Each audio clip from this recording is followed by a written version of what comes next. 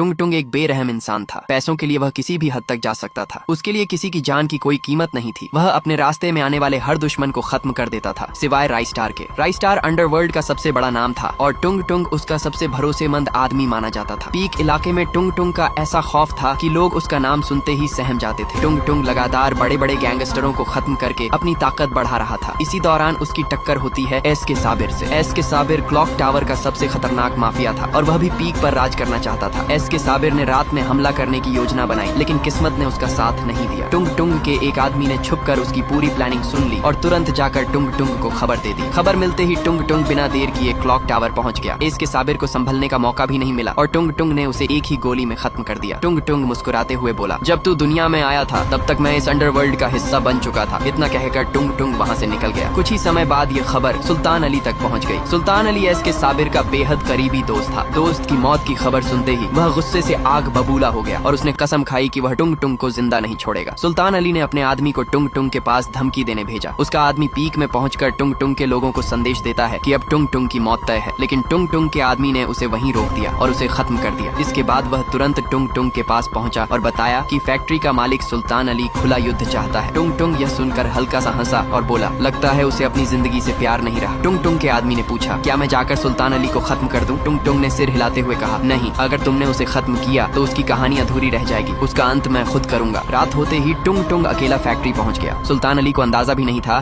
कि उसका आखिरी समय इतना करीब आ चुका है। टुंग टुंग ने उसे खत्म कर दिया और वहां से निकलते वक्त सिर्फ इतना कहा, तुम लोग सिर्फ बातें करते हो और मैं काम करके दिखाता हूँ, यही असली फर्क है। उस रात के बाद पूरे देश में टुंग टुंग का नाम डर की पहचान बन गया। लोग उसकी